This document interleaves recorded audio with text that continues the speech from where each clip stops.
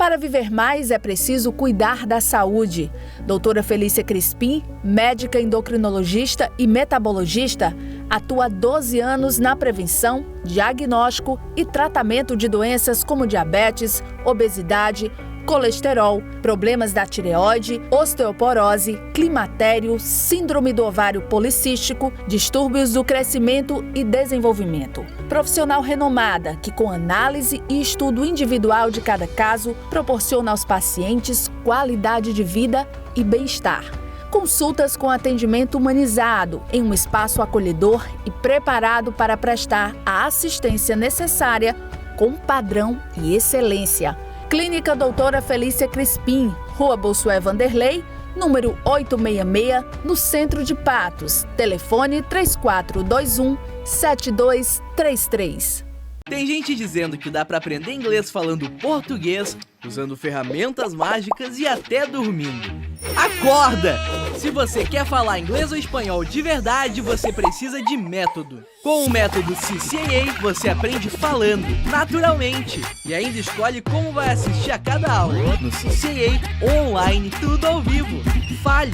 Aqui você tem voz e o CCAA tem o método. CCAA, é assim que se fala. Sabe o que a sua voz é capaz de fazer? Ela pode gerar mais oportunidades e conhecimento, promover o respeito e a dignidade, defender a igualdade e a diversidade. Com o Orçamento Democrático Estadual, a sua voz ganha força e a Paraíba cresce ainda mais. Juntos, vamos dialogar e construir um futuro cada vez melhor. Veja as datas e os locais das reuniões e participe. Orçamento Democrático Estadual. Sua voz, nosso futuro. Governo da Paraíba. É da sua natureza, de vez em quando, precisar de um tempo no paraíso. Seu sonho de férias agora tem nome: Ocan, o seu imóvel compartilhado na Praia de Pipa. Faça uma compra inteligente e adquira sua fração. Apartamentos de 48 a 198 metros e condomínio com estrutura de hotel de luxo. Ocan Pipa Multi-Residence. Incorporação Alimulti. Construção Aliança. Procure o seu corretor no plantão de vendas do Patos Shopping. Você já imaginou onde pode realizar o sonho de comprar sua moto 0 km? Na Maravilha Motos, a casa da Honda, em Patos. Aqui trabalhamos com motocicletas zeradas de alta performance, todas com estilo, tecnologia, conforto e segurança. Tudo o que você precisa para andar sobre duas rodas com a liberdade que merece. A Maravilha Motos ainda oferece diversos serviços, como a oficina para o cliente fazer reparos, revisão e conserto, além de peças originais da marca, capacetes e acessórios. Garanta já a sua moto 0 km aqui na Maravilha Motos, a casa da Honda, pertinho de você.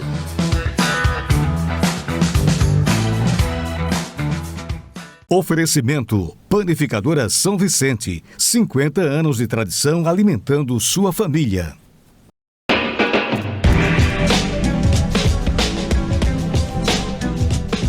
Bom dia, boa tarde, boa noite, boa madrugada, aqui é o professor Deusimar Dias. Estamos iniciando mais uma edição do programa Funes Cultural, uma parceria da Fundação Hernando Sátiro com a TV Sol e a Rádio Tabajara, recebendo hoje um convidado super especial, gente, para a gente falar sobre um dos temas que eu considero mais importante no universo cultural hoje, que é o turismo. Então, o programa de hoje é sobre turismo cultural. E estamos recebendo um cara que tem uma formação fantástica, um entendimento do tema também fantástico, que é o nosso querido Silvio Neto Oliveira. Ele que é turismólogo, professor de turismo, turismólogo da Secretaria Municipal de Turismo lá de Souza, consultor de planejamento turístico da empresa Ecogel Turismo Soluções Organizacionais. Ele é bacharel em turismo com habilitação em planejamento organizacional pela Universidade Federal da Paraíba e também mestre em sociologia também pela Universidade Federal da Paraíba. Seja muito bem-vindo à edição de hoje do programa Funes Cultural, meu querido Silvio Neto. Obrigado, Deusimar. É uma grande satisfação, honrado pelo convite para a gente fazer esse bate-papo aqui, falar sobre as perspectivas do turismo, em particular aqui da nossa região das Espinharas e também uma abrangência em nível estadual e fico à sua disposição para a gente fazer esse bate-papo. Eu acho que você, enquanto profissional, né, eu acho que uma das coisas que contribui muito para que você tenha essa leitura, né, sobre a importância do turismo é a tua formação, que é uma formação diversa, né? Você é turismólogo de formação, mas tem também a área das ciências humanas, né? Também como mestre em sociologia. Acho que essas áreas, as pessoas que não entendem acham que não tem conexão, mas está tudo conectado, né? Porque quando a gente fala de turismo, a gente fala de cultura, a gente fala do movimento municipalista, a gente fala da importância da natureza, a gente fala de gente, né, acima de tudo. Exatamente. E do ponto de vista da formação do profissional em turismo, ele tem uma formação multidisciplinar, né? Não só na sociologia, porque foi a área que me atraiu e quis dedicar minha atenção à minha formação, né, dessa perspectiva da sociologia. Mas, de igual modo, né, para o profissional de turismo, ele tem também uma formação em áreas até distintas da área das áreas humanas, como estatística, por exemplo, a biologia também está muito presente na formação, a matemática, ou seja, áreas distintas daquela que seria o setor principal, que seria a área das ciências humanas, né, como a sociologia, a antropologia, a psicologia, enfim, toda uma série umas áreas de conhecimento humano que formam, né, o profissional que atua, né, no campo do turismo. E, em particular, no meu caso, a sociologia justamente estudando as políticas públicas, estudando o fenômeno turismo como um fenômeno sociocultural e, dentro desse contexto das sociedades modernas, como ele se apresenta, né, como uma atividade econômica que vem aí a proporcionar benesses à sociedade e também avaliar os seus impactos negativos. Então, a sociologia ela dá conta de a gente fazer uma leitura crítica da realidade a partir do fenômeno do turismo. Você terminou o turismo em que ano? Eu me formei em 2006. Né? Em 2006 eu fiz a minha graduação, né? Defendi um trabalho, naquela oportunidade, o meu trabalho de conclusão de curso foi fazendo uma avaliação de um programa nacional chamado Prodetur, né, o Prodetur Nordeste, os seus impactos aqui no estado da Paraíba, mais notadamente na região costeira. Em seguida, em 2008, né, fui estagiário da Infraero, trabalhei no aeroporto nesse intervalo de tempo, dava aula também como professor de inglês, e em 2008 entrei no mestrado. E aí, no mestrado, a gente direcionou as atenções justamente aí sim, com essa pegada mais sociológica, né, analisando a participação social da comunidade local que fica no centro histórico de João Pessoa. A comunidade Porto do Capim, que é onde é o nascedouro da cidade de João Pessoa, que era uma localidade que ainda hoje é alvo de intervenções do poder público com vistas aos investimentos na área do turismo. E aquilo me chamou a atenção, como é que a participação da comunidade local se deu em torno dessa discussão, né? Haja visto que o Centro Cultural de João Pessoa é uma área que desperta muito interesse, sobretudo pelo valoroso patrimônio histórico construído e também pelo patrimônio imaterial. As histórias daquelas comunidades que ali fazem parte. E eu queria entender um pouco essa dinâmica, como se deu esse processo. E aí o resultado se deu justamente nesse meu trabalho de dissertação, que me deu o título de mestre em sociologia. Mudou muito o processo de formação de 2006 para cá? Sim, completamente. A grade é bem diferente, o enfoque é bem diferente. Há uma tentativa de preparar mais o profissional de turismo para atuar no mercado de trabalho, né? Na minha época, tinha uma preocupação muito com essa formação humanista, né, de propedêutica mesmo, assim, por isso que eu citei essas áreas do conhecimento humano, que hoje ainda fazem parte da grade curricular do curso. Porém, o foco maior é justamente mais naquelas áreas mais operacionais, como hotelaria, agência, marketing, que tinha na minha época, eu estudei também isso, mas que hoje ele tem uma atenção maior justamente dessa formação técnico-profissional do profissional de turismo, né? O profissional do século XXI, né? Inclusive, havia naquela época já uma grande discussão, né, sobre justamente como é que a gente ocuparia esse lugar no mercado de trabalho, haja vista que a gente ia estar também, de uma certa forma, entre aspas, competindo com geógrafos, com biólogos, com engenheiros ambientais, enfim, porque o nosso objeto de estudo ele é multitransdisciplinar. Então, era uma grande questão que ainda hoje a gente vem lutando do ponto de vista institucional até para a questão do reconhecimento da profissão de turismólogo, né? Inclusive, o dia 27 de setembro é o Dia Mundial do Turismo e o Dia do Turismólogo aqui no Brasil, que é a data de 27 de setembro. E aí é uma luta justamente para que a gente seja cada vez considerado a importância desse profissional, sobretudo no planejamento das atividades turísticas, seja no âmbito do setor privado, seja no âmbito do setor público. Interessante demais essa conversa, né? E eu queria entrar agora numa seara, vamos decepcionar os alunos de ensino médio. Eu queria que você me ajudasse a decepcionar os alunos de ensino médio, Silvio, com aquela história de que a gente sempre que está em sala de aula, a gente escuta muito, você vai fazer o quê, né, e tal. Eu disse, olha, eu quero fazer turismo para viajar bem muito, o mundo inteiro, né? E eu sempre digo, gente, olha, curso de turismo não tem a ver com isso não, viu? É claro que se você é uma pessoa que tem muitos recursos e você pode conhecer vários países, né? É claro que você vai conhecer e você pode conhecer, né? Mas tirar um pouco aquela ideia de que o profissional do turismo, ele só trabalha viajando, né? Eu queria que você falasse um pouco sobre esse profissional. Porque o turismo em si desperta no imaginário da gente, né? Justamente essa coisa, né? De viver viajando, conhecendo o mundo. Não que isso não seja possível, né? Ótimo. Não que, ótimo se puder, né? Por exemplo, eu tenho vários colegas turismólogos que trabalham em operadoras de turismo, que trabalham diretamente com cruzeiro, vivem viajando, né? Fazendo cruzeiro via turismo náutico, em agências, em companhias aéreas, enfim. O mercado de trabalho absorve esse profissional, mas não necessariamente essa é a única oportunidade de exercer o seu ofício, né? Na verdade, há essa múltipla possibilidade, né, que o profissional de turismo e necessário, viu? Porque, para além da formação, o que tem muito também no senso comum é essa ideia de que o turismo é sempre relegado a uma coisa menor, né? Principalmente na administração pública, né? Geralmente, as pessoas ocupantes das pastas de turismo é aquele que conhece o mundo, que viajou, né? Que foi para fora, ficou encantado com uma determinada cidade e tem uma possibilidade política de ocupar um cargo como esse. Fulano já conheceu a Europa, então eu acho que ele está habilitado para estar ocupando a pasta de turismo, e na verdade não é bem assim, né?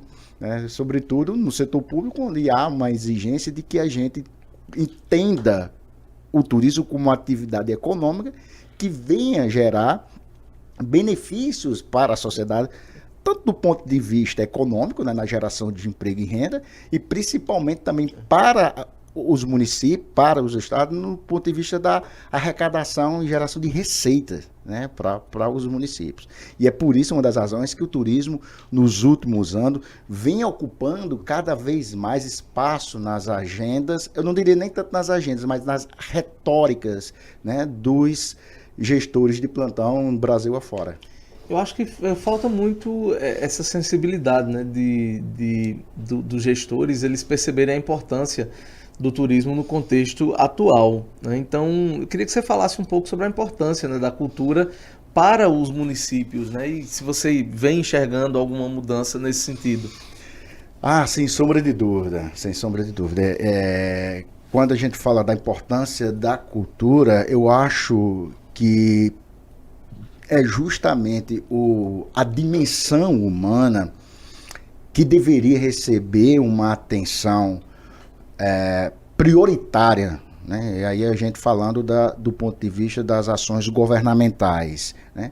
Porque, só para citar um exemplo de uma fala que se tornou clássica e que ela repercutiu bastante na Paraíba inteira, para pegar o exemplo da questão do turismo cultural, como ele é importante, né? Houve uma audiência pública alguns meses atrás na Assembleia Legislativa da Paraíba sobre a discussão do alargamento da orla na cidade de João Pessoa.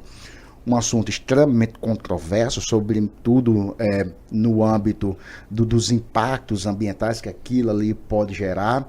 E os defensores desse projeto se espelham muito no que aconteceu na cidade de Balneário Camboriú, em Santa Catarina. E como uma possibilidade de grandes investimentos, de instalação de rede hoteleira, que ia surgir um fluxo cada vez crescente e tal. E um professor que eu tive a grande satisfação, e um dos fundadores do curso do turismo, fez uma fala muito pertinente, o André Piva, né, que inclusive eu tive também a grata satisfação de, por um determinado período, substituir a sua cadeira como professor substituto na UFPB. Ele fez a seguinte reflexão: por que João Pessoa se espelha no exemplo do projeto implantado em Balneário Camboriú, se nós aqui na Paraíba, essa terra de riqueza, de uma diversidade cultural enorme, de um valor científico e cultural enorme, a gente não dispõe de todos esses recursos, né, para o investimento do turismo cultural? Por que ao invés de se espelhar em Balneário Camboriú, por que não se espelha em Roma, em Paris, do ponto de vista do patrimônio histórico cultural? E nós podemos não seguir como um modelo, mas com isso quer dizer que a atenção aos aspectos culturais, sem sombra de dúvida, eles trazem mais resultados positivos de forma sustentável a longo prazo do que uma determinada intervenção de infraestrutura para provocar uma demanda de um tipo de turismo de massa, só e mar, que vai na contramão, inclusive, das práticas sustentáveis em face às mudanças climáticas que vêm ocorrendo no mundo.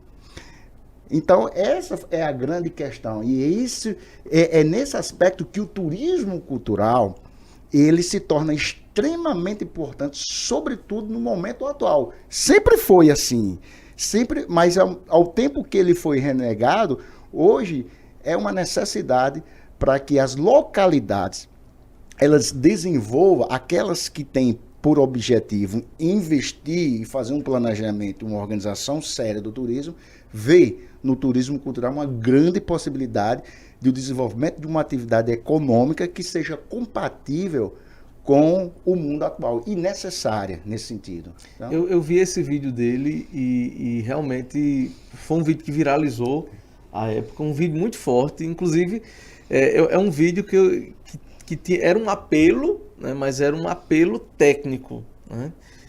E é impressionante como, mesmo lá em Santa Catarina, vem tendo problemas, né? A galera vem alertando sobre esses problemas do alargamento, mas parece que o poder econômico ele se impõe de uma maneira, se impõe à técnica, né? Exato. Mesmo dizendo assim, olha, foi feito aqui, não deu certo, mas você tá tentando replicar esse modelo, né? E você disse bem, do ponto de vista técnico, ele é refutado sobre todos os aspectos.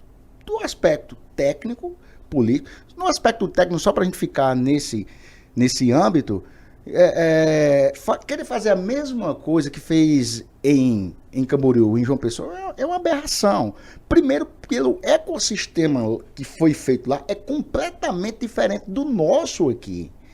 Então, aqui é uma área, lá em João Pessoa, é uma área de falésias, onde os impactos de todo o ecossistema marinho seria altamente modificado, provocando impactos irreversíveis que levariam centenas ou milhares de anos para ser reconstituído, né? Sobretudo se você considerar a orla de João Pessoa, que ainda preserva, de certo modo, uma característica que ainda está ambientalmente sustentável, mas a própria construção do Hotel Tambaú desrespeitou a legislação ambiental que provocou toda uma mudança na dinâmica ali daquele território, daquele espaço, né? Manaíra, você vê que Tambaú, a faixa de areia é bem grande, quando vai chegando em Manaíra, vai muito em virtude daquele hotel que foi construído ali, desrespeitando quem conheceu o João, eu não conheci, mas pelas fotografias históricas, você vê a região de Manaíra, as ruas eram bem largas e tal. Enfim, então já começa por aí, ele já é refutado a partir daí, porque lá poderia se pensar que seria possível, e hoje a gente está vendo que não, né? A avaliação do projeto lá de Balneário Camboriú já demonstra que realmente os defensores que ficavam com o pé atrás tinham razão. E aí a gente quer replicar essa mesma prática aqui na Paraíba, eu acho que não é por aí. O que é estranho, porque a orla de João Pessoa ela é elogiada no Brasil inteiro, inclusive os turistas que vêm, as pessoas que publicam nas redes sociais, falam exatamente que é um dos atrativos de João Pessoa, é aquela orla, que é uma orla maravilhosa. E aí você monta um projeto exatamente para descaracterizar aquilo que todo mundo elogia, né? Para você ver como isso é antigo, né? Eu falei aqui que eu me formei em 2006, mas eu entrei na universidade em 2002. Então, desde o meu primeiro ano na universidade em 2002, ou seja, há 21 anos atrás, né, já se sabia que esse modelo de turismo era insustentável, né? Ou seja, de construir espigões, resorts na orla. E por isso que João Pessoa se destaca como um destino turístico que ainda preserva isso, porque não entrou na onda, né, da modernização do turismo de sol e mar.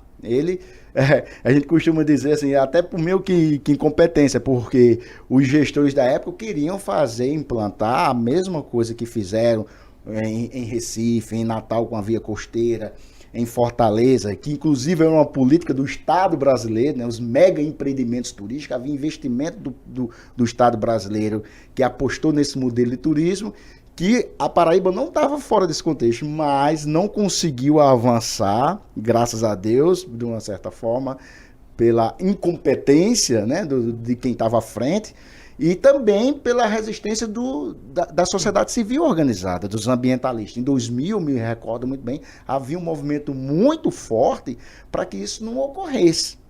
Para que isso não ocorresse. Hoje, essa área mais sensível, que tem um ecossistema da Mata Atlântica ali preservada, né, hoje tem algumas construções de condomínio, o próprio centro de convenções que foi construído, há um projeto ainda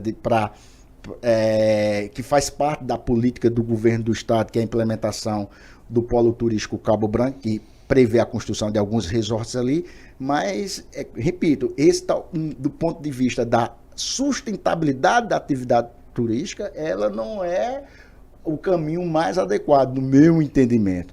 É preferível que a gente invista em cultura, em lazer, em programas que são mais compatíveis com as exigências do dia, né? Práticas mais ambientalmente adequadas. Então, eu acho isso, né? Agora, de novo, a questão, nós vivemos numa sociedade cujo modo de produção é capitalista e o interesse da reprodução do capital muitas vezes se sobrepõe aos interesses ambientais. Esse é o grande conflito que a gente vive na sociedade contemporânea. Ô Silvio, eu lembro que ali por volta de 2005, 2006, o município de Patos, ele participou de algumas reuniões em relação à criação de um consórcio de turismo aqui. E eu cheguei a participar, eu trabalhava no município na época, trabalhava na Secretaria do Meio Ambiente, e eu cheguei a participar de algumas dessas reuniões, acho ali por volta de 2006, 2007, e era muito animador. Nós chegamos a participar de uma reunião com 12 municípios aqui da região em relação ao turismo cultural, que envolvia o Jabre, que envolvia as pinturas rupestres. E foi muito interessante a época, porque foram 4, 5 meses de reuniões intensas para a formação desse consórcio aqui na região, tendo Patos como sendo o ponto principal disso. E de uma hora para outra aquilo morreu, né, e ninguém nunca mais escutou falar naquilo, né? Por que é que os consórcios intermunicipais eles não deram tão certo? Então, nesse contexto, o que é que está acontecendo no Brasil? Está sendo instalada uma política pública voltada para a interiorização do turismo, né, através de um programa chamado PRT, Programa de Regionalização do Turismo Roteiros do Brasil. Nesse contexto histórico que você se refere, são as primeiras iniciativas nesse sentido, né? Tentando formar, coordenar, integrar municípios que tenham minimamente alguns requisitos em comum, algumas características em comum para fazer a gestão do turismo. Eu acredito, nesse momento também eu me recordo, embora não ter participado diretamente de um fórum como esse que você participou, né, numa tentativa como essa, nesse momento eu ainda estava na academia, eu não tinha uma atuação diretamente, mas...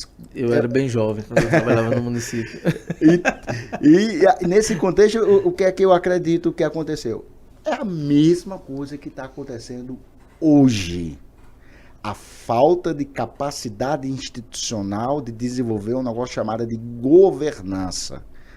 A governança, que não se confunda com governabilidade, a governabilidade é a prática que o governo tem para governar o município, o estado, o país, né, de acordo com... mais atrelado à atuação das câmaras legislativas. A governança é a capacidade que o município tem de executar de forma satisfatória a política pública, que se dá através de uma ação coordenada, colaborativa entre todos os agentes envolvidos naquele tema, no nosso caso específico, do turismo. Nunca se desenvolveu uma governança, e essa é a grande luta. O PRT faz agora, em 2024, 20 anos de atuação no país. O programa nunca deixou de existir. Nesse momento chamava-se consórcio. Hoje não chama mais de consórcio, pelo menos aqui na Paraíba. São os fóruns turísticos, né? Para você ter uma ideia da dificuldade que isso representa, Patos, em um primeiro momento, fez parte do mapa do turismo brasileiro, que era uma condição para fazer parte do fórum, né? Você fazia parte de um fórum com uma condição de você estar no mapa do turismo brasileiro. E em 2013, salvo engano, me ajuda aí na memória, Vandeci era o secretário municipal de Cultura e Turismo do município, e esporte, e aí eu estava trabalhando aqui em Patos e dizer, olha, Vandeci, eu acho que é muito importante a gente ver isso com bons olhos. Eu estava no governo do estado, né, trabalhando no orçamento democrático, e aí a gente poderia fazer um contato e tentar regimentar esse povo, fazer uma articulação para ver se a gente coloca Patos no mapa do turismo brasileiro. E a gente fez, inclusive, uma oficina na FUNES, em 2013, né? Trouxe a Alessandra Lontra, que era articuladora, enfim. Estou fazendo esse resgate histórico para dizer o seguinte: a gente conseguiu, naquele momento, colocar mapa no turismo brasileiro. Porém, só você fazer lá parte do mapa de forma burocrática, formalmente, não significa muita coisa, porque se não houver a integração, aquilo que é preconizado como descentralização das ações, ela não vai acontecer. Porque você está lá no mapa, mas a ação na prática, quais foram os projetos que surgiram daí? Então essa é uma grande dificuldade hoje, né? E hoje, particularmente em 2023, o que é que a gente tem hoje? Hoje o estado da Paraíba contém 12 regiões turísticas. No sertão paraibano, Deusmar, só para você ter uma ideia, existe apenas 2 regiões turísticas. A região turística do Vale dos Sertões e a região turística Vale dos Dinossauros. E aí o que é que acontece? O que acontece é que muitos dos municípios que fazem parte, vamos ficar aqui o exemplo da região metropolitana de Patos. Da região metropolitana de Patos, só tem apenas, salvo engano, Salgadinho, que faz parte, e Santa Luzia. Os outros municípios que fazem parte da região turística Vale dos Sertões, que está no mapa do turismo brasileiro, Água Branca, na Serra do Teixeira, Princesa Isabel, na Serra do Teixeira, Catolé do Rocha, na região de Catolé, e São Bento, na região de Catolé. Veja, qual é o critério que é preconizado pelo PRT para se formar uma região turística? É a contiguidade. O que é que os municípios têm em comum, seja do ponto de vista geográfico, climático, cultural, que fazem com que eles pertençam à mesma região? Esse princípio, na configuração atual, é adotado para formar essa região turística Vale dos Sertões? Não. Claramente não, porque geograficamente você vê que são regiões distintas. Sim. A única coisa que tem em comum é que elas fazem parte do sertão paraibano. Sim. Tirando isso, então, há problemas dessa natureza, né? Quais são os interesses que estão por trás que fazem com que municípios que não têm afinidades, identidades culturais próximas fazem parte de uma mesma região. Então isso é uma discussão que deve ser feita, isso é um debate que deve ser feito, sobretudo se a gente está pensando em organização do turismo aqui no nosso território, que a despeito da nossa potencialidade, e aí a gente já pode entrar nisso, né, a potencialidade é gigantesca aqui, tanto do ponto de vista do nosso patrimônio histórico-cultural, do nosso patrimônio natural.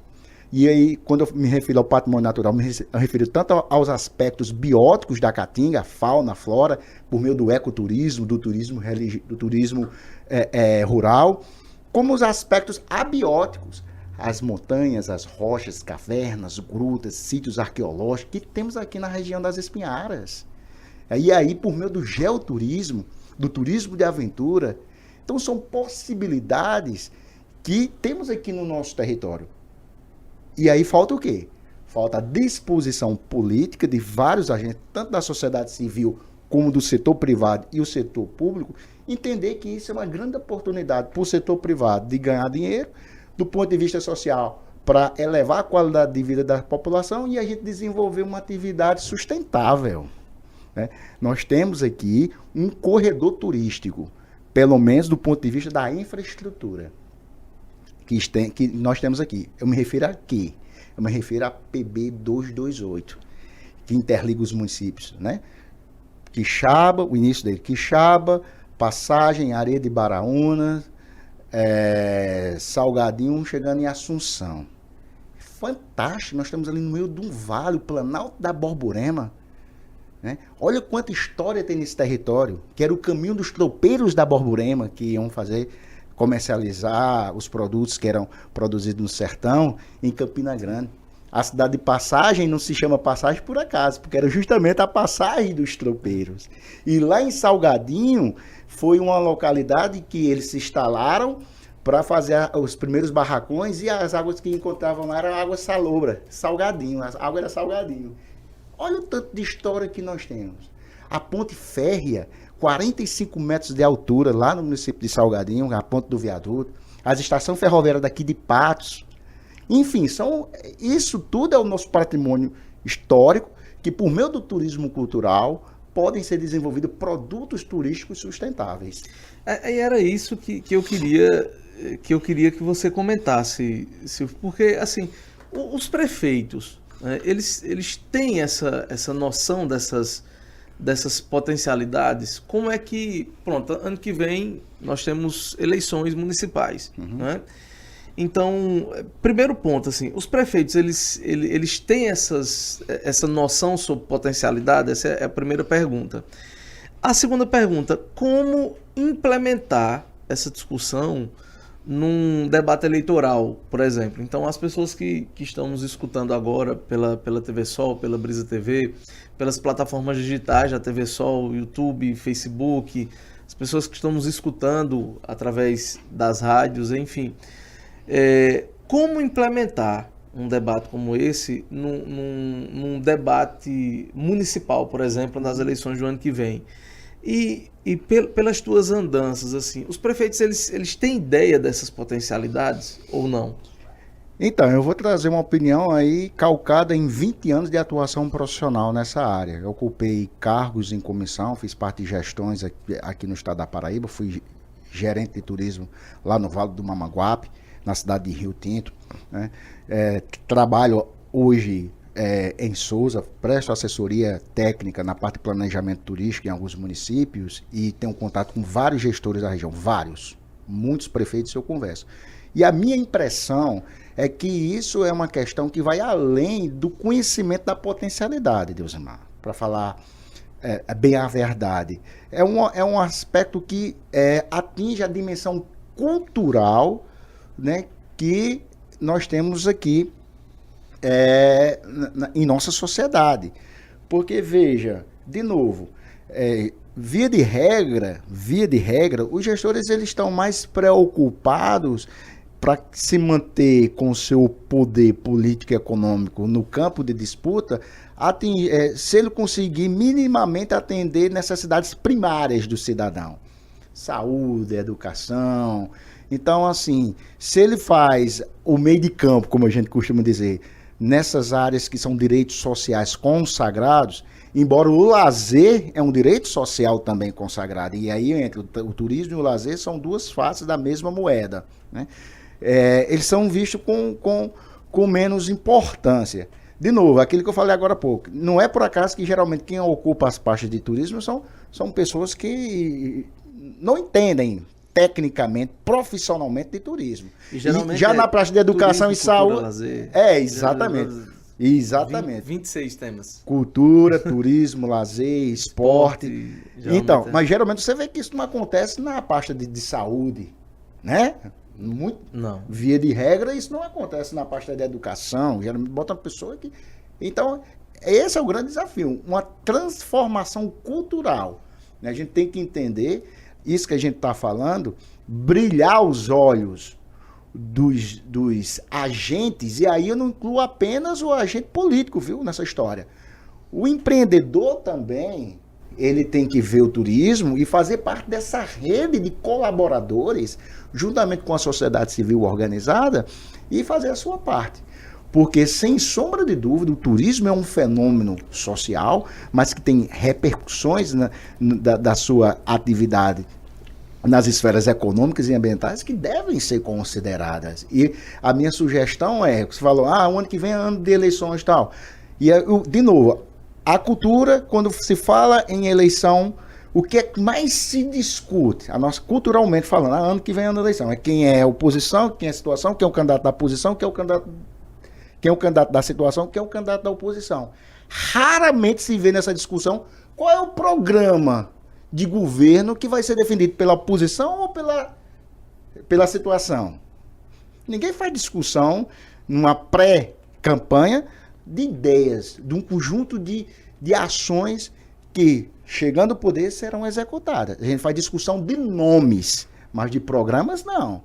Então essa é a grande dificuldade, né? A gente pautar o turismo e elevar a sua importância, considerando justamente esses desafios organizacionais. Então, eu respondendo mais ou menos aí a sua provocação nesse sentido, eu vejo dessa forma, sabe? Então, temos esses desafios pela frente. É uma situação complicada, né? Porque termina sendo um tema essencial, né? E que não existe espaço, né, nas campanhas eleitorais para se falar sobre turismo cultural, né? Não se fala sobre turismo especificadamente e as potencialidades, e a cultura ela está resumida ao evento de São João, né? Então é como se toda a produção cultural de uma cidade ela estivesse no São João. E aí vai chegando perto das festas, e aí a galera da Associação das Quadrilhas, por exemplo, enlouquecem para conseguir apoio, porque não tem o apoio, por exemplo, durante o ano, para que haja um trabalho contínuo, por exemplo, como há lá no Rio de Janeiro, em relação às escolas de samba. Sim. O Carnaval Carioca, por exemplo, o Carnaval Carioca, ele existe, a gente olha ali na televisão, mas os barracões das escolas de samba trabalham e empregam pessoas o ano inteiro, né? Desde os compositores dos sambas carnavalescos ali, até o pessoal que vai montar os carros alegóricos, né? Todo o envolvimento da comunidade. Então o carnaval é uma festa que dura o ano inteiro para aquelas pessoas que vivenciam ali. Então a minha preocupação é que no embate eleitoral são temas que são muitas vezes secundários, e aí você chega em coisas patéticas numa eleição, que é coisa do tipo, vai estar aqui 2 candidatos a prefeito discutindo sobre aborto, por exemplo, que é uma política que não tem nada a ver com o município, né? Que é uma coisa que está relacionada ao Congresso Nacional discutir e legislar sobre isso. E aí um chega e diz, você é favorável ou é contrário a aborto, né? Porque isso aqui... E não termina não discutindo aquilo que realmente é de fato importante para a cultura, para o patrimônio material e imaterial dos municípios.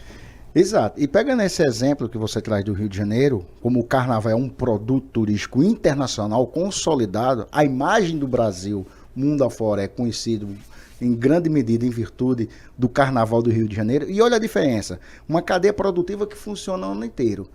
Vamos trazer aqui para a nossa realidade na Paraíba. Campina Grande é o maior São João do mundo. Você vê uma movimentação da cadeia produtiva ao longo do ano todo ou somente naqueles 30 dias em que a festa acontece?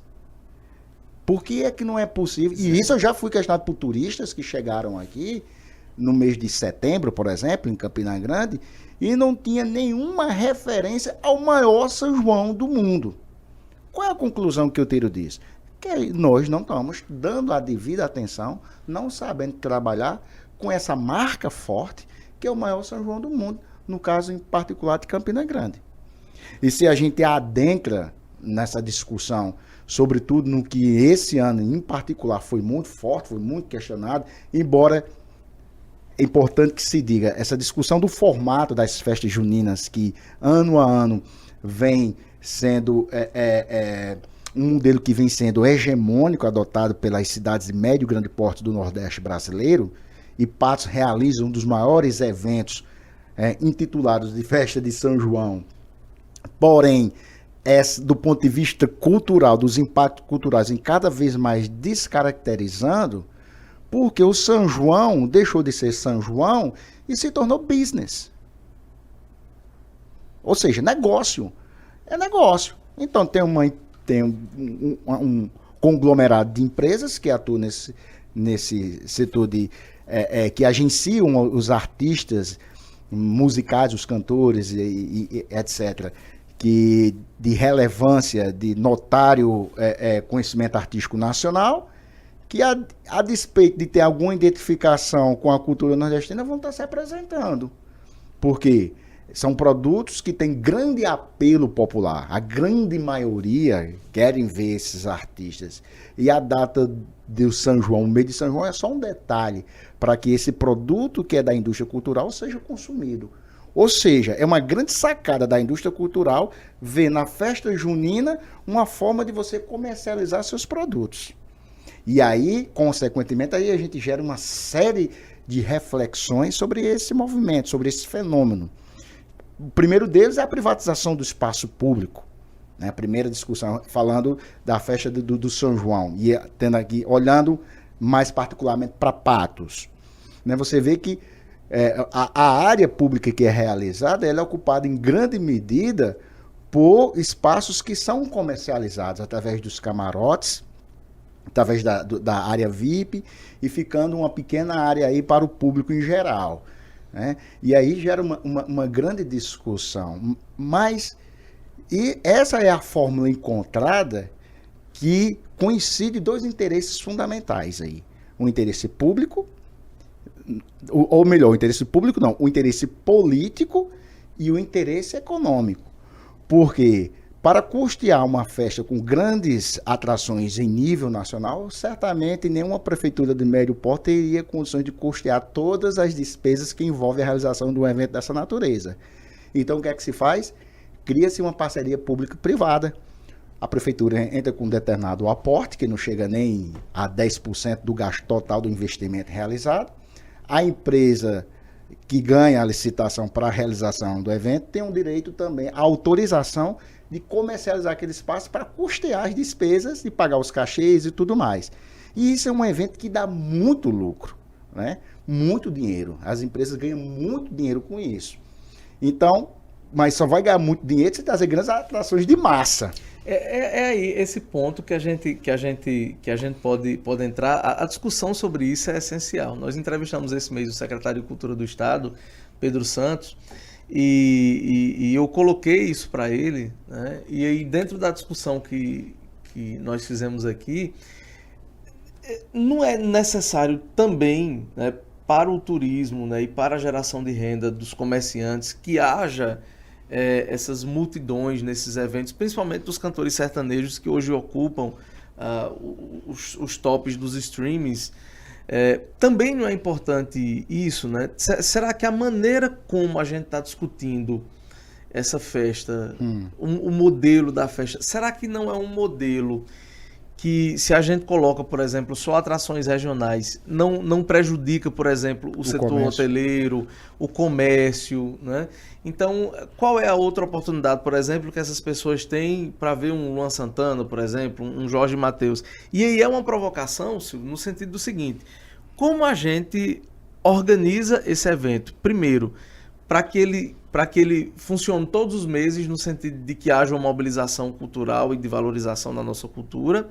E segundo, como é que a gente organiza um evento que chame um público muito grande, tendo esse aporte regional. Eu acho que é interessante discutir sobre essa perspectiva também, né? Uhum. Como é que você, enquanto turismólogo, enquanto técnico na área, enxerga esse debate?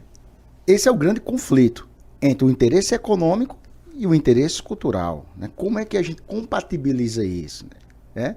Pegando um ditado popular, como é que você acende uma vela para o diabo e uma vela para Deus? Então, essa discussão é o grande cerne da questão, porque primeiro tem que envolver planejamento e organização. Sou de total acordo que a gente tem que promover economicamente, e isso vai ter que gerar um fluxo mínimo de visitantes e turistas para que a rede hoteleira, né, contemple a rede hoteleira, contemple bares e restaurantes, e uma cadeia de 54 atividades econômicas que são atingidas diretamente pela atividade turística.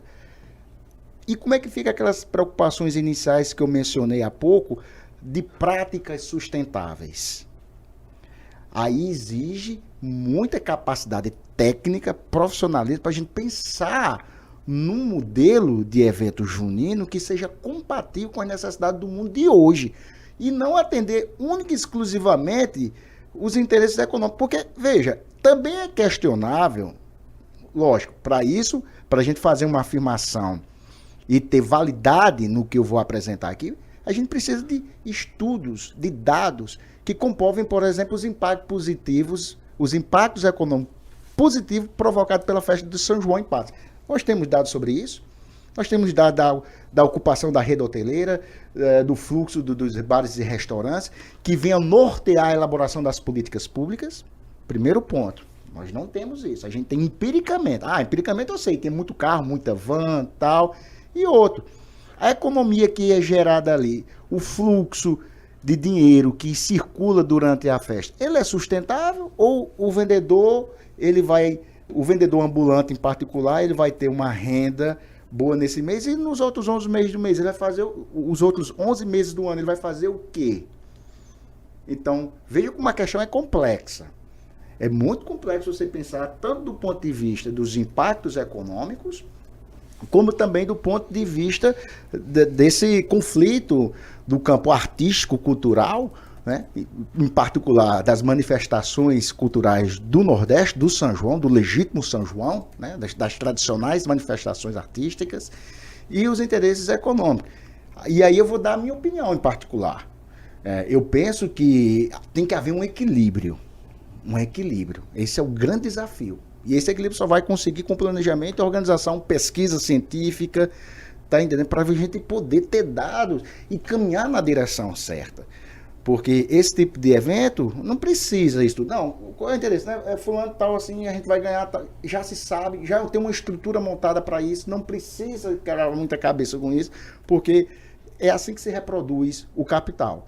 Mas se você leva em conta essas outras preocupações, aí não, amigo, velho.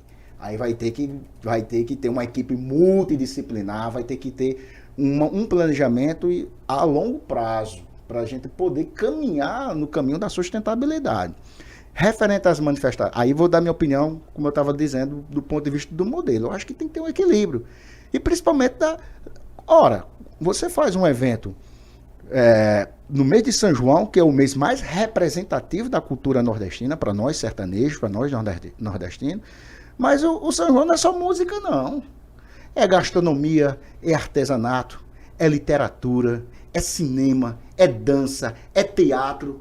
Essas outras manifestações artísticas, por que elas não são contempladas numa festa de São João de uma determinada cidade? E aí eu não me refiro somente a Patos. Algumas conseguem fazer, Campina Grande tem um sítio São João, pá, enfim, mas aqui a gente, né, uma semana literária sobre a literatura do cangaço, né? gastronomia, enfim, várias outras formas que para a gente viver a nossa real cultura, a nossa real identidade. Repito, para fazer isso, tem que ter planejamento, tem que ser prioridade na pauta governamental, coisa que não é. Vamos ser sinceros aqui, não é. E não é só em Patos que não é. Em várias cidades, né, da nossa região, não contempla. E veja, as cidades que conseguiram sacar isso, elas avançaram do ponto de vista da inclusão social, da democratização, estão ganhando, não deixam de ganhar dinheiro, não deixa do investidor, do empresário obter o lucro, e não deixa de ser também uma atividade que venha a valorizar os aspectos culturais. Eu estava procurando aqui, você estava falando da questão dos estudos de viabilidade, e eu estava procurando aqui. Eu lembro que a FIP ela divulgou um estudo sobre a viabilidade do São João de Patos. E aí, eu procurando aqui, não achei o ano que isso foi divulgado. Eu não sei se foi no âmbito do curso de jornalismo ou se foi no âmbito do curso de economia, mas houve aqui a divulgação de um estudo nesse sentido, mas há muito tempo, né? Eu não lembro o ano e aqui agora não estou conseguindo achar aqui no Google.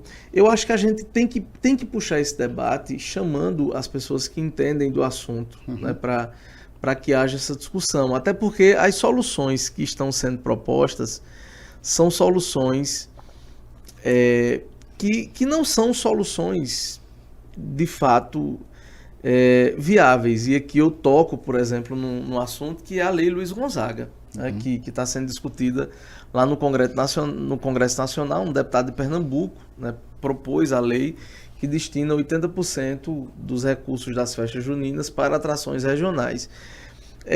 Estou vendo muitos artistas comemorando a aprovação dessa lei, o regime de urgência, mas essas pessoas não leram a lei, né? E assim, o direito ele tem um problema quando se fala sobre direito e cultura. É muito difícil você normatizar uma determinada questão, levando em consideração a objetividade positivista da lei. Quando você vai ler a lei, né, a proposta da lei, é uma lei que, mesmo sendo aprovada, ela vai mudar pouca coisa em relação aos grandes eventos, porque o artigo 2º da lei, né, tanto o artigo 1º quanto o artigo 2º, a lei ela fala sobre recursos públicos investidos na festa. Se você pegar dos 7 grandes eventos juninos da Paraíba, 5 são parcerias público-privadas. Então, se você pegar os modelos do São João de Campina Grande e do São João de Patos, por exemplo, são parcerias público-privadas. Então, o que a lei coloca é a destinação de 80% dos recursos públicos direcionados à atração regional. Então, quanto a Prefeitura de Patos ou a Prefeitura de Campina Grande colocam no São João? É um percentual mínimo. E a lei ela versa sobre os recursos públicos. Então, se você monta uma parceria público-privada, você não tem como obrigar a empresa a contratar um Flávio José, a contratar um Santana. E se a festa é dentro de uma parceria público-privada, essa lei, nesse caso aqui, incidiria sobre os 20% do percentual que seria dos recursos públicos. Então, você poderia, inclusive, num cenário hipotético aqui, piorar uma situação que já não é boa. Veja como a sua leitura é altamente pertinente.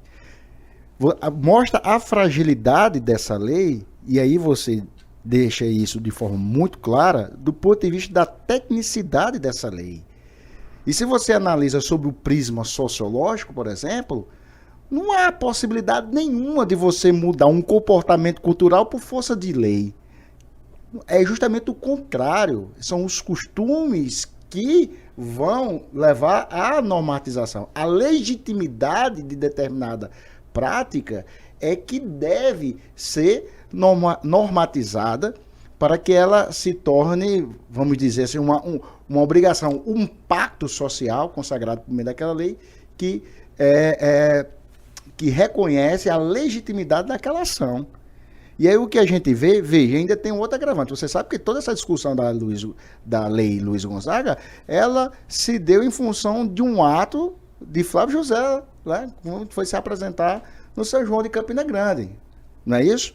Então, a partir daí foi, veja, uma discussão tão necessária e complexa como essa, você fez num intervalo de pouco tempo, já tem uma lei instituída.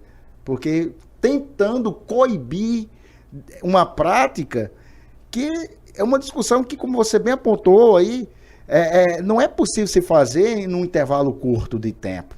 Então, a primeira questão é justamente essa. Não se muda uma cultura, não adianta essa lei. Vai ser mais uma daquelas leis no Brasil que diz essa lei não pegou. Né? Porque você já mostra a fragilidade do ponto de vista da tecnicidade dela. Imagine. Então, essas são questões que realmente a gente tem que ficar atento. E aí, de novo, a gente precisa de uma formação educacional para poder fazer uma leitura mais crítica e não simplesmente absorver, mil maravilhas, Luiz Gonzaga, agora a gente bateu as paradas, Luan Santana nunca mais. Conversa fiada, isso não é bem assim que a coisa funciona. Então a gente precisa, novamente, a gente precisa se voltar para a base. Né, para as questões educacionais mesmo, de fundo, para a gente poder ter a capacidade de fazer essas racionalizações e entender que os processos eles não são tão simples como aparentam. Né? Esse projeto de lei ele foi tão mal elaborado e eu estou vendo que os artistas e a galera, eles não estão atentos a isso. Por exemplo, ele diz que 80%, né, dos recursos serão destinados a atrações e expressões que representem as manifestações do forró. Aí eu vou citar um exemplo. A Prefeitura X tem que contratar atrações e expressões que representem as manifestações do forró. Olha o problema da escrita da letra da lei. Você tem, por exemplo, um Fala Mansa, que é do Sul e do Sudeste, né? Mas canta forró, Fala Mansa. E você tem um Flávio José aqui. Né? Então, o contrato de Flávio José hoje gira em torno de R$160 mil. Né? Se Fala Mansa chega e diz, olha, eu vou tocar aí no sertão por 70 mil, então você vai ter Fala Mansa, que é uma banda do Sul e do Sudeste, que toca forró tocando aqui. Então, é esse tipo de coisa que precisa ser discutida, levando em consideração não a politização, não a ideia de que existe uma cultura superior, uma cultura inferior, né? Mas é um modelo de evento que precisa ser discutido. E isso não vai ser resolvido por um projeto de lei. Não vai, até porque, de novo, o poder econômico, ele se sobrepõe, ele tem primazia na sociedade contemporânea em relação aos aspectos culturais. Então, dentro do campo social, existem essas disputas, né? E que fazem com que, geralmente, as questões culturais sejam negligenciadas, né, pelo poder público, porque o que as pessoas interessam unicamente é a questão econômica, né? Colocar dinheiro no bolso, como se diz. E aí estão pouco se lixando se isso vai ter impacto daqui a 10, 20, 30 anos, ou se isso prejudica e vai cada vez mais descaracterizando, perdendo a essência da nossa tradição cultural. Enfim, são questões que devem, como você bem colocou, ser tratada mais a sério, com mais responsabilidade, né? Principalmente envolvendo a sociedade. Essa é uma questão de extrema importância, porque o processo, quando ele é mais democrático possível, quando as pessoas se absorvem essas informações, né? Quando elas incorporam essas informações, aí a gente pode ser que tenha outros comportamentos, né? Que a gente crie uma outra relação com isso, porque senão vai sempre prevalecer o interesse, né? E chamar gente que entenda de fato, né, do tema para sem sombra de dúvida, fazer essa discussão. Sem sombra de dúvida. E aí é outro problema, né? Porque trata como uma coisa banal, né? Acha que é banal porque você está na superficialidade. Se você aprofundar a reflexão mais um pouco, você vai ver que o buraco é mais embaixo. E isso dá muito trabalho. né? Tá, fazer as coisas, não, vamos procurar uma coisa mais fácil aqui, a gente não tem tempo, a gente não se programou para isso, não, e como a gente vai ganhar quanto nisso aqui, como é? Então... Pois é. Silvio Neto, recentemente foi aprovada a criação, né, do Parque Nacional do Pico do Jabre. Eu queria que você falasse um pouco sobre isso, principalmente no sentido das possibilidades, né, do desenvolvimento da região, né, em relação a qual a importância, né, de fato, para o turismo, para a cultura da criação do Parque Nacional do Pico do Jabre. Eu vejo como uma notícia alvissareira, muito promissora para o desenvolvimento regional. Sobretudo para aqueles municípios que integram hoje o PARNA, né, o Parque Nacional da Serra do Teixeira. Porque é um tipo de unidade de conservação, de uso, ou melhor, de proteção integral dos recursos naturais que formam o ecossistema da Caatinga, que permitem atividades econômicas sustentáveis, a exemplo do turismo ecológico, como um grande instrumento que vai auxiliar na preservação e conservação daquele ecossistema que vem sofrendo ao longo dos últimos anos aí grandes impactos negativos, né, ambientais, né, com queimadas, com explorações dos recursos naturais, extinção da fauna, enfim, todos esses impactos ambientais. E a instituição de um parque nacional, porque antes o Pico do Jabre, apenas o Pico do Jabre ali, era um parque estadual, né? Hoje, com a instituição, a abrangência territorial, salvo engano, atinge 12 ou 13 municípios predominantemente da Serra do Teixeira, mas também aqui na região, tanto das Espinharas como do Vale do Pinhacó, né? Então, isso é um grande avanço e uma luta, viu, Deusimar? É bom que façamos esse registro, porque eu me lembro muito das reuniões lá em Teixeira. Pastor John, que era um dos enfrentantes aqui, sempre defendia isso como uma forma de conseguir mais recursos, né? E dessa vez, por meio do governo federal, que poderia fazer um aporte em termos de recursos maior para as ações de conservação do ecossistema da Caatinga.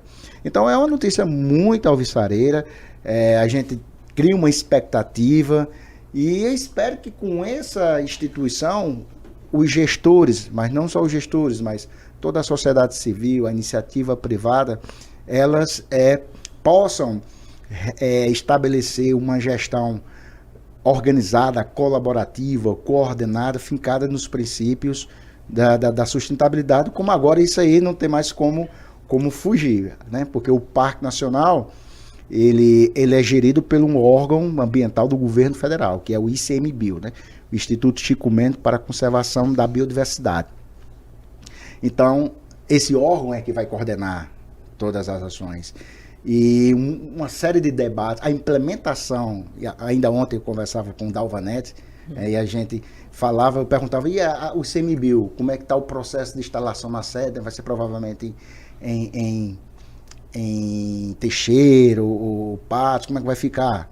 Aí ainda não se sabe, ainda teve uma visita de um técnico, mas é uma discussão que certamente vai exigir a participação da sociedade civil organizada, sobretudo na formulação de um instrumento que é extremamente necessário para fazer a gestão desta unidade de conservação, que é um documento chamado Plano de Manejo, né, que é o plano de manejo que vai traçar todo o zoneamento, áreas de recreação, área administrativa, as áreas que serão desapropriadas, porque como se trata de uma unidade de conservação, de proteção integral dos recursos naturais, ela não permite que as pessoas habitem, morem dentro dessa unidade de conservação, né? Diferentemente das de uso sustentável. Por exemplo, a APA do Mamanguape, Área de Proteção Ambiental do Mamanguape. Lá tem várias comunidades ribeirinhas que vivem da pesca, tal, tem um projeto do peixe-boi marinho, as pessoas podem conviver lá, mas usando de forma sustentável os recursos que ali... E são áreas bem maiores do que essa do Parque Nacional. Já no Parque Nacional isso não é possível, porque é uma área de proteção integral. Então, veja, tem uma longa discussão aí pela frente, né? A instalação do Conselho Gestor, né, que é o órgão que vai fazer todo esse acompanhamento das ações que serão desenvolvidas no âmbito do PAR na Serra do Teixeira, mas, como eu falei, eu vejo uma grande oportunidade. Mais uma vez, nós temos uma grande, até porque é um ecossistema riquíssimo, né? Riquíssimo, belíssimo, e principalmente eu chamo a atenção para os aspectos abióticos, né? Do ponto de vista geológico, tem uma importância científica extraordinária que nós temos ali na Serra do Teixeira a ser descoberto, né? Que merecem pesquisas de profissionais para a gente descobrir o seu verdadeiro valor e a gente, a partir disso, preservar o nosso patrimônio. Aquela região ali é riquíssima, né? Eu tive a oportunidade de produzir dentro de um projeto chamado Mais Cultura nas Escolas. Eu tive a oportunidade de produzir, acho que lá no ano de 2016, 2017, um documentário sobre a região chamado Maturiz, né? E aí eu produzi e dirigi um documentário, está no YouTube, né? Chamado Maturiz, quem quiser ver. E eu tive contato com pessoas extraordinárias, com histórias extraordinárias ali na Serra. E agora, com a criação do parque, eu acho que isso vai voltar, né, à tona. Contatos, por exemplo, com Dalvanete, né, a mãe de Dalvanete, foi uma das pessoas que nós entrevistamos, falando sobre toda a cultura econômica daquela região no tempo da cordoaria, né? Então, falamos com a mãe de Dalvanete e com o nosso querido Newton, que sou sociólogo, né, e que falou muito sim. Sobre a parte econômica daquela região. Aquela região chegou a ser uma das maiores produtoras de cordas do Brasil. E aí ela participou de um processo de transição econômica ali, quando surgiu o nylon. Saía por semana ali de Maturé em torno de 40 mil quilos de corda. E aí, se você olhar aquela região, tem muita gente que as raízes ali são da Bahia. Por quê? Porque por conta da cordoaria vieram muitos trabalhadores da Bahia ali para a região de Maturéia. E aí nós fomos descobrindo essas histórias com o Seu Paulo, por exemplo, que é guia de turismo lá, que é um nativo, uma pessoa que conhece tudo ali da Serra. Descobrimos as histórias folclóricas de Comadre Florzinha ali na Serra, né? É uma famoso Zé Limeira, o poeta do absurdo daquela região ali. E sem falar de um dos episódios que é marcante dentro da historiografia nacional, que é a Revolução de 30 que passa, né? E aí, Deusimar, eu queria que você agora falasse pra gente do episódio lá de Água Branca. Revolta dos Caminhões Queimados lá na Água Branca. Que é uma história fantástica, né? Porque eu dei aula em Princesa Isabel um tempo e eu nunca esqueci disso, eu tava no aulão lá para 100 alunos e eu disse, vou falar sobre a Revolta da Princesa em Princesa Isabel. E ali poucas pessoas se manifestaram, poucas pessoas sabiam da história ali naquele contexto, né? Pessoas de Água Branca que eu conheço, que é a família da minha mãe ali de Juru, e eu disse, poxa, e a Revolta dos Caminhões Queimados? A galera não sabe o que acontece ali, da emboscada que houve ali em Água Branca entre as tropas do Coronel Zé Pereira e a Polícia Militar liderada pelo João Pessoa, ali no contexto da Revolução de 30. Então são histórias que precisam ser discutidas e muitas vezes essas histórias não chegam até as pessoas. A escola ela deixou de ser muitas vezes esse vetor de discussão, né? E é impressionante, né? Porque quando se fala sobre turismo, quando se fala sobre cultura, quando se fala sobre escola, né? Sobre educação, parece que esses temas regionais eles vão ficando ali de lado. Eu acho que por isso que é importante, Silvio, a gente infelizmente está chegando ao final do programa. A gente inclusive vai ter que gravar uma parte 2 desse programa, viu, Silvio? Porque a quantidade de coisa boa que foi discutida aqui hoje não foi brincadeira não, viu? Eu agradeço muito a tua participação, né, no programa Funis Cultural de hoje. Vamos fazer um 2, viu, desse programa para a gente falar sobre outras coisas aqui. E eu deixo o microfone aberto, né, para tuas considerações. Eu só queria agradecer esse delicioso bate-papo da gente poder passar um pouco sobre todas essas nossas potencialidades, né, culturais que podem ser alvo de políticas públicas que visem o desenvolvimento regional, de base local, gerando oportunidade de renda para as comunidades. Essa última parte aqui é fantástico, o patrimônio cultural do nosso estado. E aí eu queria agradecer, em particular, a presidente da Funes, a Milena, pelo convite, a você, Deusimar, que é um cara fantástico, que é sempre muito bom os nossos encontros, tanto, né, aqui na frente das câmeras, como também nos bastidores. É uma grande satisfação e uma grande honra para mim poder sempre estar tendo essa relação contigo. E é isso. Estou sempre à disposição. Muito obrigado e parabéns aí pela iniciativa, pelo trabalho que você vem realizando juntamente com toda a equipe lá na Funes. Pois é, terceira temporada do programa Funes Cultural. Recebemos hoje o querido Silvio Neto Oliveira, ele que é bacharel em turismo com habilitação em planejamento organizacional pela Universidade Federal da Paraíba, mestre em sociologia. E que bate-papo bacana hoje, gente, sobre turismo cultural. O programa Funes Cultural estará novamente aqui no ar pela TV Sol, pela Brisa TV, pelas plataformas digitais a partir da próxima semana, tá bom? Então até mais, gente. Valeu!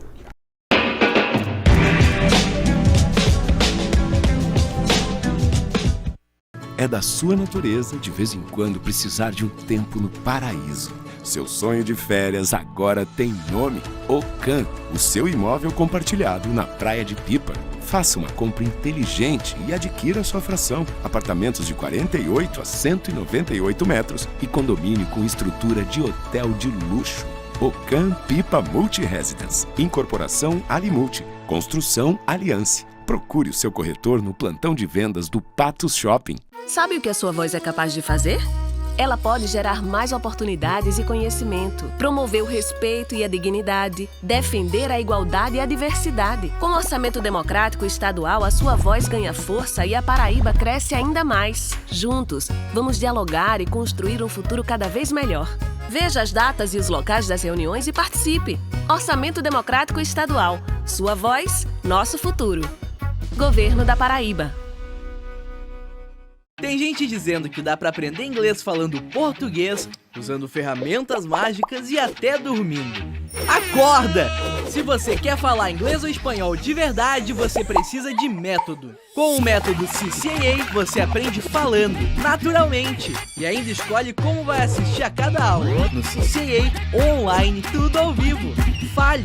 Aqui você tem voz e o CCAA tem o método. CCAA, é assim que se fala. Destaque Embalagens, melhor lugar pra comprar. A sua embalagem, melhor lugar não há. Destaque Embalagens, é empresa competente. Destaque Embalagens para atender a gente. Artigos pra festas, bebidas em geral. Preço e qualidade, lá você vai encontrar. Destaque Embalagens, a melhor da região. Chegou com tudo do sertão. Eita, simbora! Líder no mercado de embalagens. Temperos e alho em todo o Nordeste. Destaque Embalagens, a melhor da região. Chegou com tudo na capital do sertão. Destaque Embalagem, é seu confio. Quer cuidar do seu carro com conforto, segurança e agilidade? Há 20 anos, o Varejão do Óleo faz isso por você e seu automóvel. Com uma equipe de técnicos treinada, garantimos o serviço de troca de óleo com total qualidade e as mais modernas opções de produtos. Trabalhamos com todos os tipos de lubrificantes e óleos para motor, caixa de marcha mecânica e automática, suspensão, hidráulica e muito mais. No Varejão do Óleo você encontra tudo o que precisa para carros de passeio, caminhões, máquinas pesadas e geradores, com o melhor preço e as melhores condições de pagamento, além de um atendimento personalizado. No Varejão do Óleo tem ainda o serviço de lavagem especial para deixar o carro limpo e brilhando. Tá esperando o quê? Varejão do Óleo. Aqui você conhece e confia. Você já imaginou onde pode realizar o sonho de comprar sua moto 0 km? Na Maravilha Motos, a casa da Honda, em Patos. Aqui trabalhamos com motocicletas zeradas de alta performance, todas com estilo, tecnologia, conforto e segurança. Tudo o que você precisa para andar sobre duas rodas com a liberdade que merece. A Maravilha Motos ainda oferece diversos serviços, com uma oficina para o cliente fazer reparos, revisão e conserto, além de peças originais da marca, capacetes e acessórios. Garanta já a sua moto 0 km aqui na Maravilha Motos, a casa da Honda, pertinho de você.